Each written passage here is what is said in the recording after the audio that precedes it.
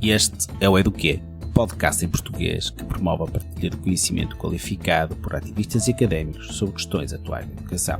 Eu sou Rui da Silva, pesquisador e presidente da direção do Centro de Estudos Africanos da Universidade do Porto, Portugal. Hoje falamos sobre a rede de fundações que trabalham para o desenvolvimento, criada pela OCDE, que é a Organização para a Cooperação e Desenvolvimento Económico, em 2012. Veremos como esta rede está a seguir uma nova lógica de filantropia na governança global da educação, mais focada no trabalho em rede, no desenvolvimento de competências e avaliação com base nos resultados, tendo por base um artigo publicado pela nossa comunidade.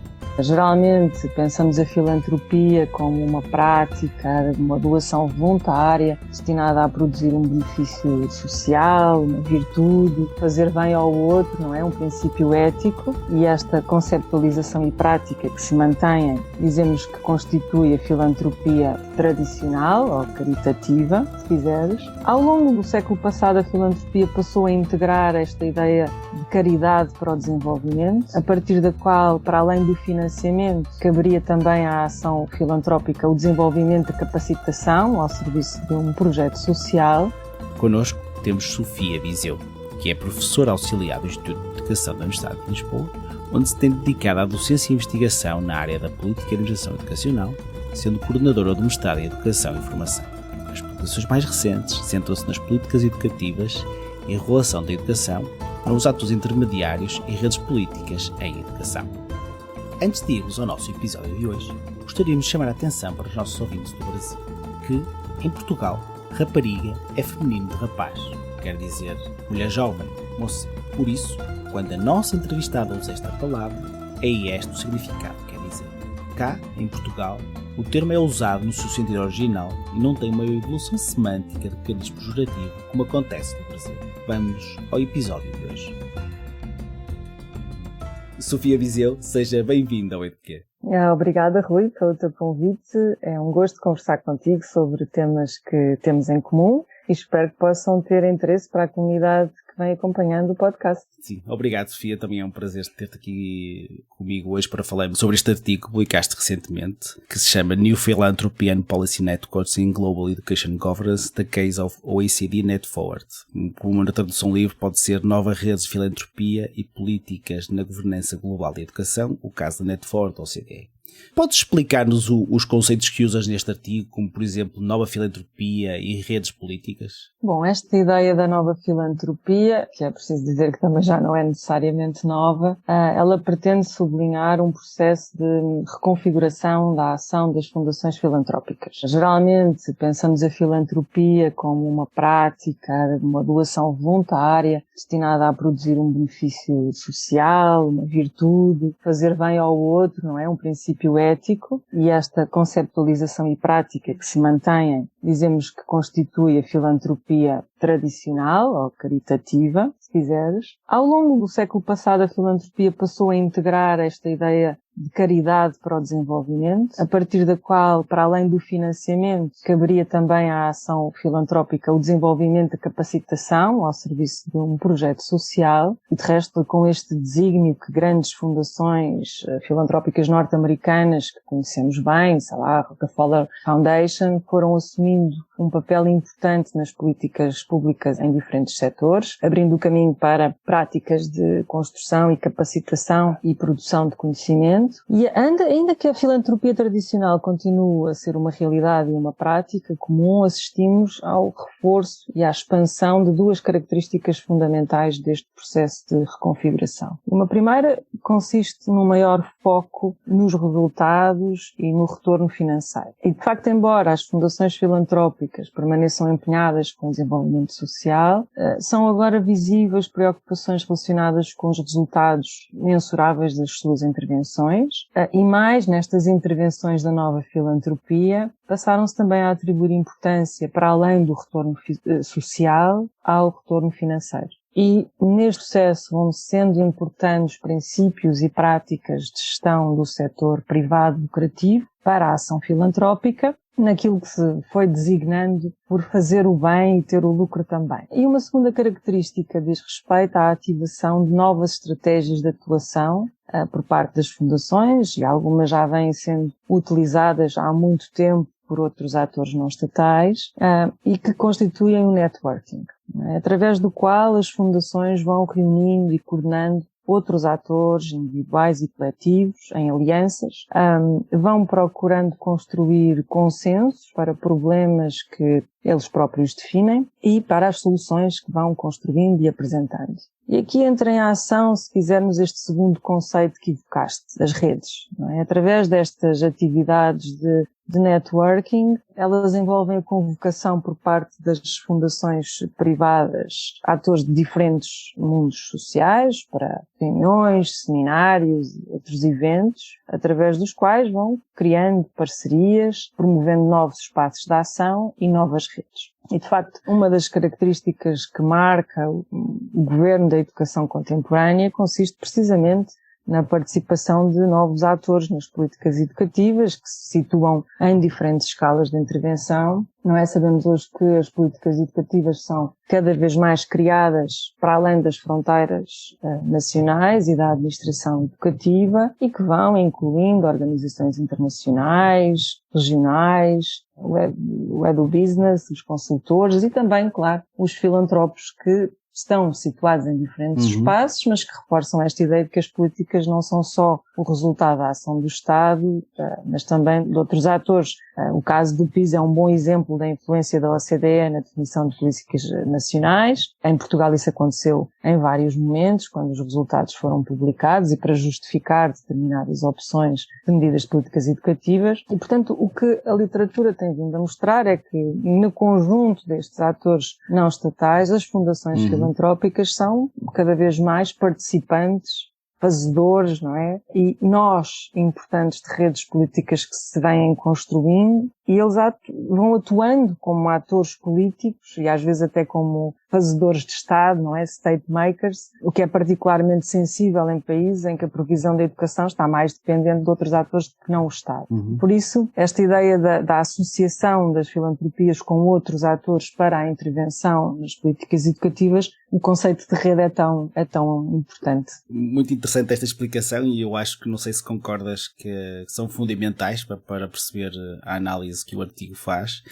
Eu apontei aqui uma expressão que usaste, não sei se podias explorar melhor isto, como é que é possível estas fundações, ou se a tua análise permite perceber isto, como é que elas conseguem fazer o bem e ter lucro também. Sendo que este lucro não é tanto, pode ser o retorno social, ou seja, o reconhecimento social do trabalho, como lucro financeiro, não é? Através do desenvolvimento de ações que, apesar de serem desencadeadas por si, podem envolver, por exemplo, a contratualização com outros atores e os seus serviços acabarem por ser pagos de alguma forma e, portanto, elas estão a fazer o bem, não é? Quando estão a agir em função desse projeto social, mas esta ideia que passa, que quase que não faz mal também receberem lucro a propósito disso. Um dos grandes divulgadores desta ideia, curiosamente, foi o Bill Gates, quando ele decidiu abandonar a liderança da Microsoft para se dedicar precisamente à sua fundação e foi, enfim, um dos grandes promotores desta ideia, uma certa filantropia está focada e também ela preocupada com os lucros.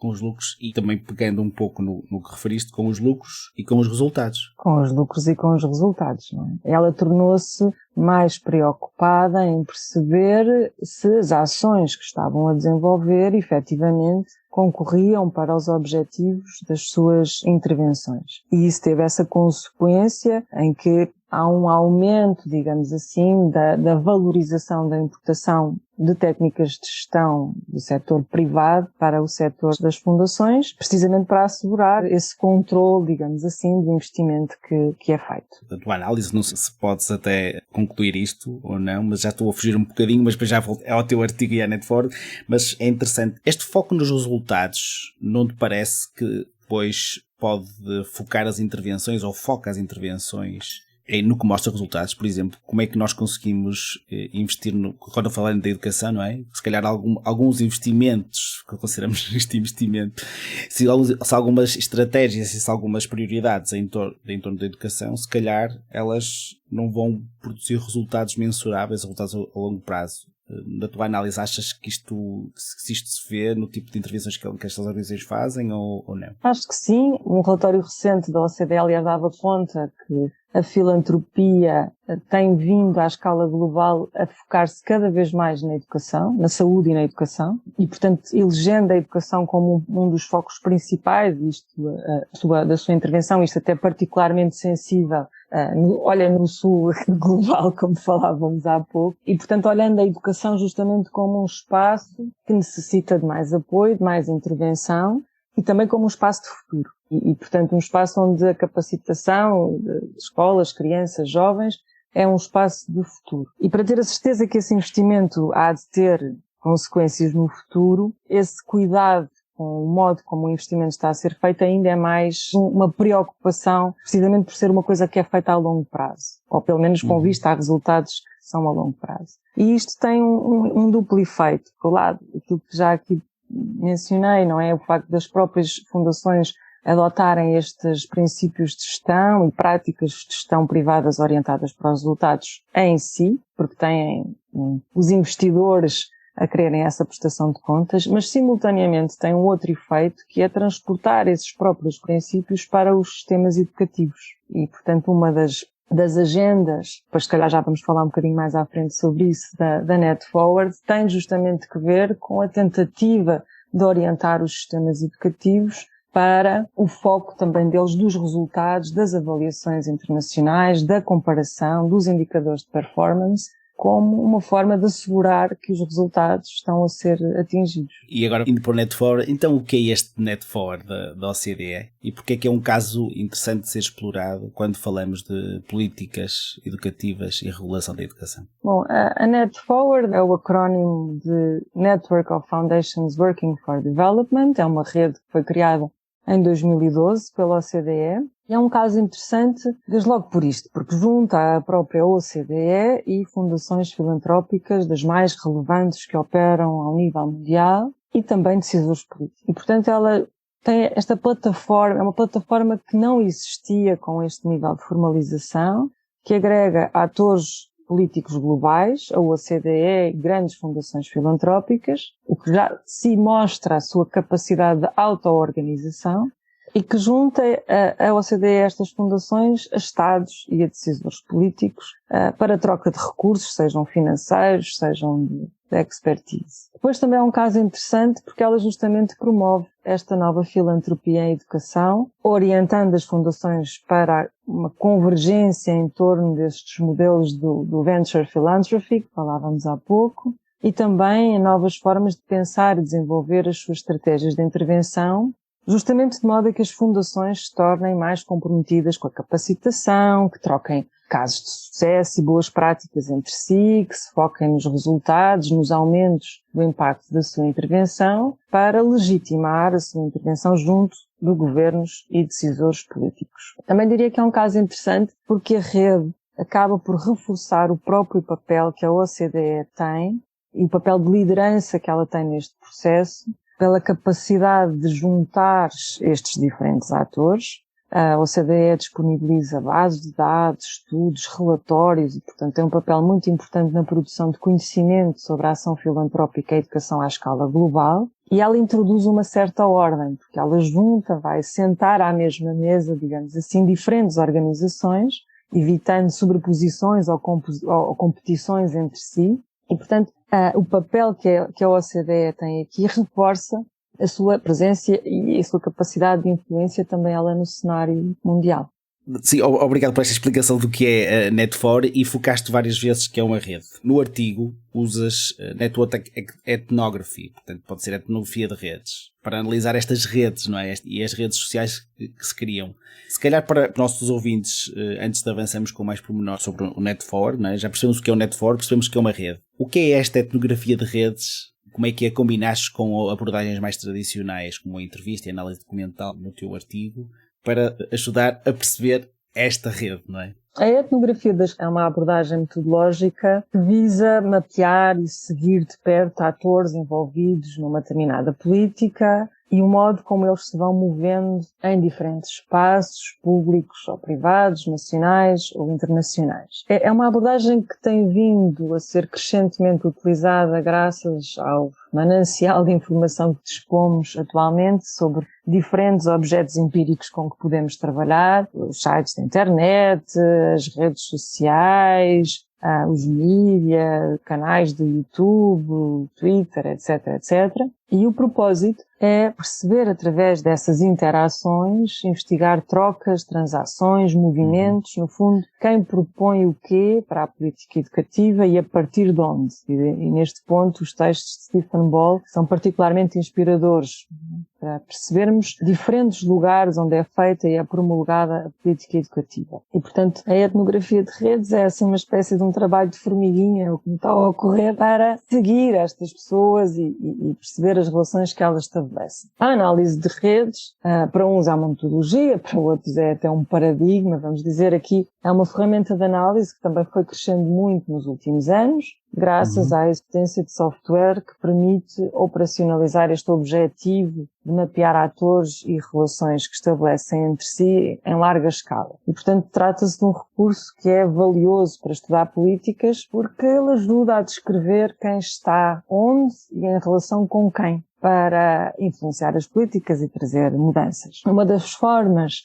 que eu usei para mapear os atores que aparecem envolvidos na NetForward foi ver todos os relatórios, todos os eventos, todas as atividades que são promovidas pela rede, perceber quem é que são as pessoas envolvidas, e isto permitiu perceber não só as pessoas, mas as relações que elas estabelecem entre si, incluindo quem tem esta maior centralidade na rede, já aqui avançamos que é a OCDE, e portanto, literalmente o que esta metodologia permite é termos um mapa, não é, que relaciona nós e laços, não é? Neste caso, organizações e as organizações entre si. Mas para perceber esse mapa, fiz esta entrevista à coordenadora da NetForward, que foi fundamental para perceber a história da rede, como é que chegaram até aqui e porquê. E na minha perspectiva estou-te a pedir para falar sobre isto porque achei esta abordagem muito interessante e permite de facto perceber melhor. E agora que estamos a falar sobre estas redes, não é? Estas relações entre pessoas e organizações, que organizações estão envolvidas na NetForward? E é interessante ver, quando estava a ler o artigo, parece-me que considerado do sul global, apenas aparecem organizações do Brasil. Sabes porquê? Ou sabes-nos falar disto um pouco? Bom, a NetForward, ela de facto junta organizações de todo o mundo. São 121 organizações que eu mapeei na altura, baseadas em 34 países, sobretudo a Europa, mas também a América do Norte. E de facto a participação quer da América do Sul, quer da Ásia, quer da África é mais reduzida. Estas organizações que aqui aparecem são organizações há muito estabelecidas no cenário global. Ainda há pouco falámos do Bill Gates e da Melinda Gates Foundation. Entra também a Ford Foundation, a BBVA Microfinance Foundation, a Rockefeller Foundation, e portanto organizações que todos conhecemos os nomes. E de facto há aqui uma incidência importante do Brasil, no caso da fundação do Instituto Ayrton Senna, que tu também conheces. E portanto a OCDE o que faz aqui é convidar estas fundações que já estão estabelecidas há muito tempo no cenário global e que são escolhidas, direi eu, pela sua capacidade financeira, pela história e pela extensão da sua ação e também pelo potencial alinhamento que estas fundações têm com a agenda que se quer promover. E, portanto, o facto de aquilo que aparece mais são estas fundações do Brasil, eu julgo que se deve, sobretudo, a isso. A capacidade financeira, o facto de estarem firmemente implementadas no território e porque têm esta convergência com essa agenda que se quer promover. Isso me permite ver se concordas. E também estamos a falar de um país com 200 e tal milhões de habitantes. Não é? A escala é fundamental, sim, claro que sim, para além de outros contextos, outros fatores que conheces também muito bem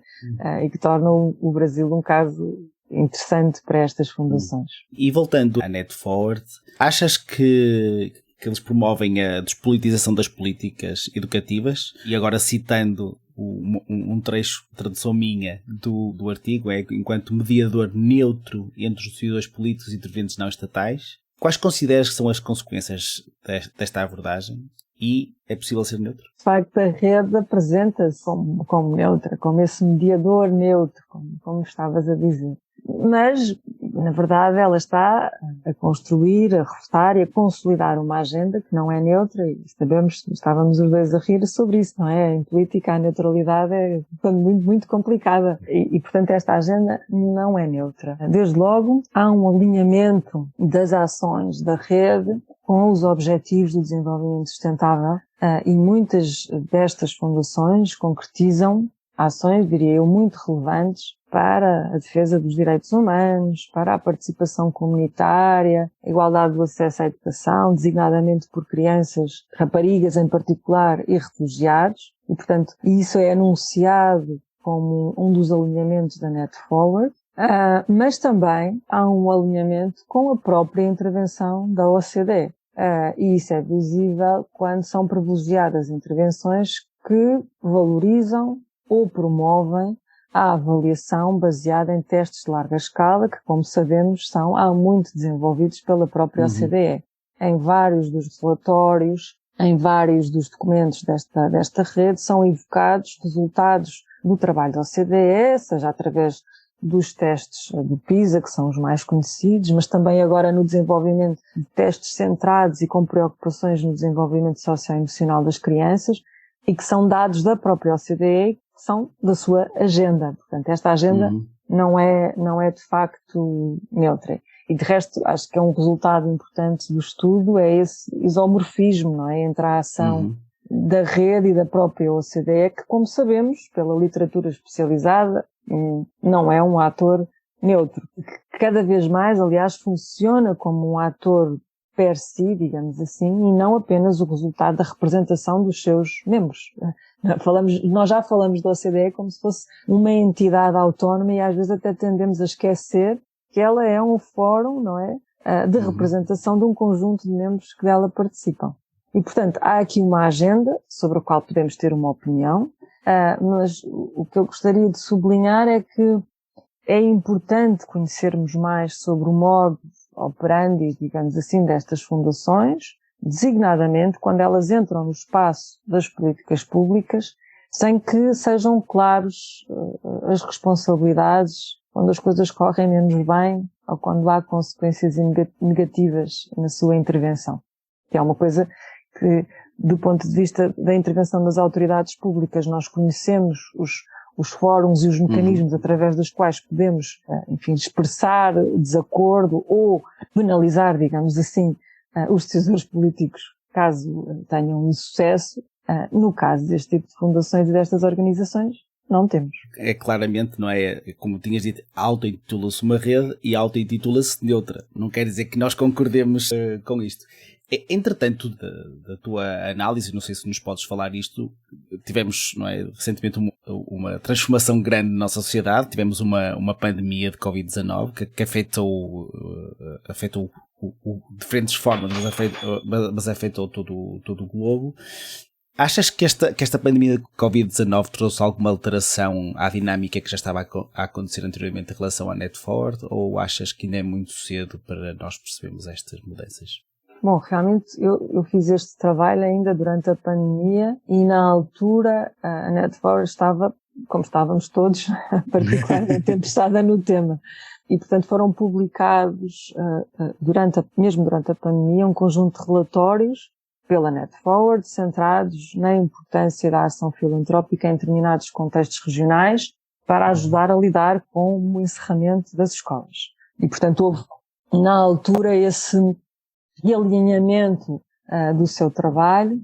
Entretanto, eu não conheço, foram feitas outras ações, outras dinâmicas na rede a este propósito, mas uma das conclusões que estes relatórios apontavam era para o reforço da importância da ação filantrópica, dizendo que o Estado nem sempre foi capaz de resolver os problemas decorrentes do encerramento das escolas e com os quais certamente ainda vamos ter que lidar durante alguns anos, E isso serve, não é, como um modo de legitimar a intervenção da ação filantrópica, porque resolve, ou pelo menos de uma forma mais expedita, mais atempada, procurou resolver o encerramento das escolas, por exemplo, uma das ações mais evidentes na aquisição de equipamento informático para alunos que não podiam frequentar os espaços escolares. Mas este, aliás, pode ser um tópico interessante para futuros estudos que se venham a fazer.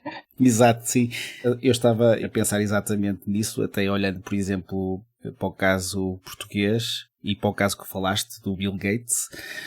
O Estado português comprou massivamente licenças à Microsoft, por isso a Microsoft que depois dá os seus dividendos para a Fundação Bill e Melinda Gates, que participa nestes espaços de tomada de decisão, não é? Olha, mas que tem um problema que eu acho que não mencionei há pouco. Acho que só sublinhei as vantagens, mas as desvantagens são estas que estamos agora a assinalar, que é a dificuldade em parar, porque parece que estamos sempre atrás de qualquer coisa que vai atrás de outra, que atrás de outra.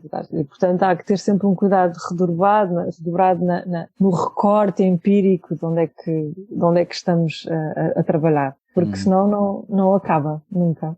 Sim, e aconselho aos nossos leitores para lerem o teu artigo, e tu claramente há lá uma secção que mostras claramente quais são os limites, não é? Quais são as barreiras, quais são os limites desta análise e deste artigo, até mesmo para não se ficar com expectativas irrealistas sobre o que é possível escrever num artigo científico. Falando em conselhos, infelizmente estamos a chegar à reta final da nossa conversa, e a última pergunta que tenho para te fazer é: qual é o conselho que dás para quem está na linha da frente da educação, tendo por base o trabalho que nós falamos hoje, mas também o resto, o outro trabalho que tu fazes no âmbito da investigação, quer enquanto docente, quer enquanto investigadora? Que conselho é que dás?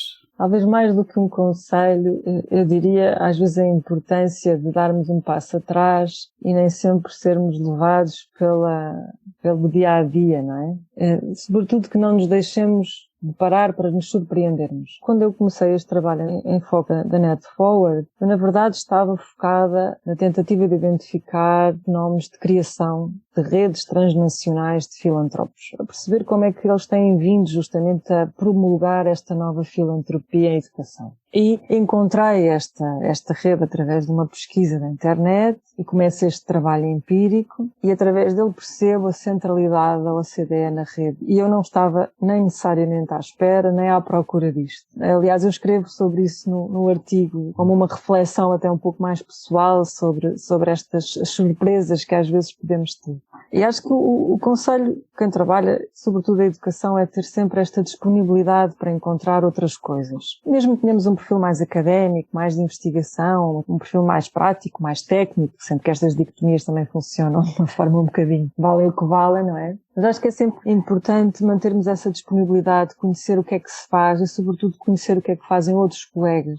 Este artigo foi publicado num special issue organizado precisamente pelo Stephen Balls, por quem eu tenho uma enorme admiração. Também em relação com outros colegas e outros, trabalhar estas coisas com outros e pensá-las com outros, acho que é o melhor conselho que eu posso dar, até como uma forma justamente de irmos descobrindo coisas diferentes. E olha, se calhar estar aqui a conversar contigo neste podcast também é um pequenino passo, não é? Para a criação desta partilha, deste conhecimento e desta descoberta. Obrigado, Sofia. Então, com este conselho para não nos incomodarmos com a surpresa e com este aprender a desaprender, não é?